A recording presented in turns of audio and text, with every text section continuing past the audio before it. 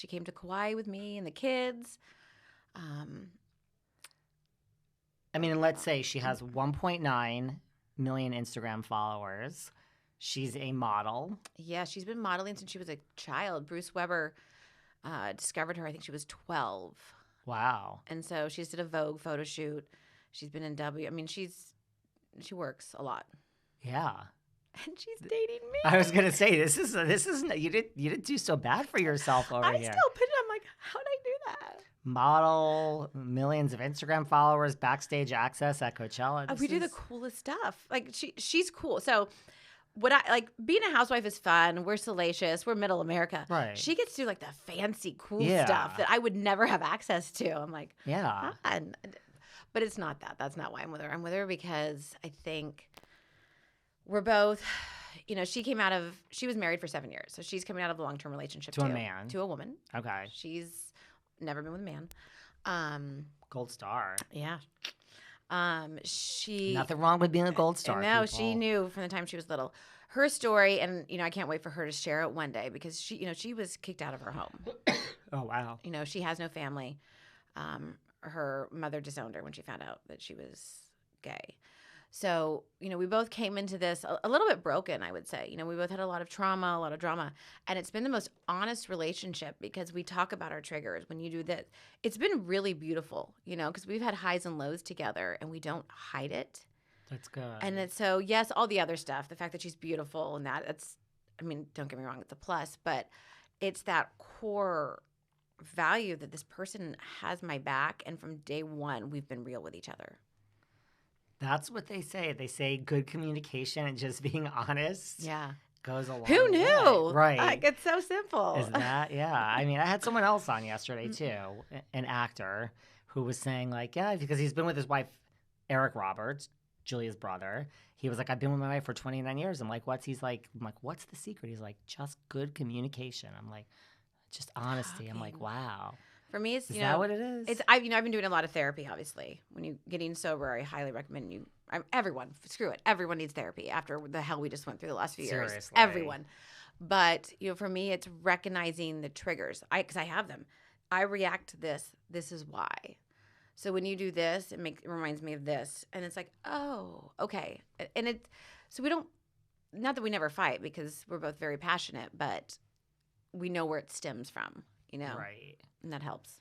So what about coming out as an alcoholic during the tenure? Was that harder or was that easier to do to the world, I guess? Much easier to come out as an alcoholic because people support you and people love people that are in sobriety and recovery. Not everyone likes gay people. You know this. I do know this. I'm sure you get a lot of the same thing that I get. Enough already. Why do you need a whole month? And look at what's going on in Texas and Florida. I mean, our rights are being cut every single day. So, and even it always shocks me because we live in like a fake world, right? Right. Like we insulate and isolate and, New York and then we go to LA but even here, like I've walked down the street here and had cars go by and say, I'm like, wait, this is like Chelsea. This is the West Village. Like what's happening? Like yeah. Yeah. We are. And this is, maybe not yesterday, but like It happens. Yeah, it happens. I was on a kind of a road trip with Vic. We walked in to get In-N-Out. And we walked into the restaurant and immediately dropped our hands. And she goes, don't. And I knew what she was saying. Yeah. Right. It's not safe for us to be a couple here. Yeah. And that's something you never experience with a man when you're a woman or when you're, Right. So I think coming out, as much as people think, oh, we're done with that. A lot of people say that to me, enough already. We don't need to hear it. No, there's still so much work to be done. It's still an uphill battle. Yeah. And so were you nervous? You weren't nervous to come out like as an alcoholic to the world, so to speak? And also like to yourself, I guess. Was that hard to finally get to that point? Was it hard to get to that point? Yes, it took me 10 years. This is my third time getting sober. So yes, it was hard to get to that point. But when I got there and I knew it, which wasn't the day I stopped drinking. I did not get there the day I stopped drinking. I got there the day I went to that first meeting. So I was 30 days sober. But, that Captain Sandy, I actually met her finally I'd met her before, but I saw her for the first time, and I just started crying. We were at a gala in Texas because she saved my life. Because she said, if you get sober on camera, then you're accountable. And I think that's what saved my life. Because once I said it on film, I couldn't go out and take it back. I couldn't get drunk. I knew people would be watching. So was I nervous? I wasn't nervous to say I was an alcoholic. I was nervous to fail. I was nervous to relapse. I was nervous to let people down. I'm still nervous about that. I'm not going to lie. I am still really nervous about that. When did Captain Sandy say that? I mean, because I didn't realize she said that. Like, she said, like, if you do it on camera. I was, 3 days sober. I was on a ski trip with my family, detoxing. It was ugly. It was not great. I was bad. I was spiraling. And I'm friends with Leah, her girlfriend, just because she grew up in Orange County. We have similar friends. And so I called, and I knew Captain Sandy was 30-something years sober. And so I called Leah. I said, I need to talk to Sandy really bad. And they were in a movie. They walked out of the movie. What do you need? And because sober people are good. Sober people show up. We show up for each other. Yeah. And she said, you had no problem getting drunk on camera. Why are you having such a hard time getting sober? Because my whole thing was I was going to say I was on a cleanse. I'm on a cleanse. Because then I didn't have to take accountability. Right. And then if I failed, no one would be like, oh, well, I'm not clean anymore. Right. Like your week is over. Yeah, exactly. Because a lot of people go on cleanses. That's normal.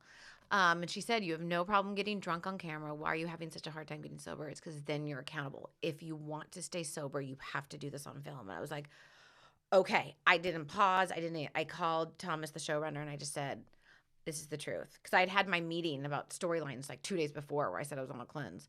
I was like, this is the truth. I'm an alcoholic. I've been struggling with this for a long time. Wow. And he said, okay, do you want to talk about it on the show? I said, yeah, but I don't want it to be like my main storyline. I'm still in such denial. I'm like, yeah, but we don't really have to talk about it. Shh. It was only your second season. Yeah. I mean, didn't you learn from your first season how it worked? But it was only your second season. Like, that's the thing. I don't ever know how things work. I never play a game. I show up. I mean, I'm sure people are like, what are you doing? What are you, stop. It's not how I live my life. And then afterwards, I remember saying to a friend of mine, like, God, I wish I had done this or not done this. But that wouldn't have been you. And you've never been able to live your life muted or anything but yourself. I'm like, you know what? You're right. So I never did it to play the game or the chess game or this. I was like, hi, I'm here, and here's everything. Blah. Do you think if Captain Sandy didn't leave that movie theater and tell you, do it on camera, do you think you would have done it? Yes. No, I would have drank again. And I know exactly when I would have drank, because when I left that party at Shannon's house where I threw the glass, I went back to my house because we were in walking distance our homes, and I tried to kick the crew out, and they wouldn't go. And I've told this story before because it was this day that changed my life. One of the producers put the camera down and said, hey, we can't tell you what to do, but if you take a drink, you're going to have to do it in front of me and Pablo and Mary. And I was like, oh, wow, you're right. I can't do that to them. Because I loved the crew. You love them. They become your family. And when you're a viewer, you don't see the love you have with the crew. They're amazing people. And so I went online to find a meeting,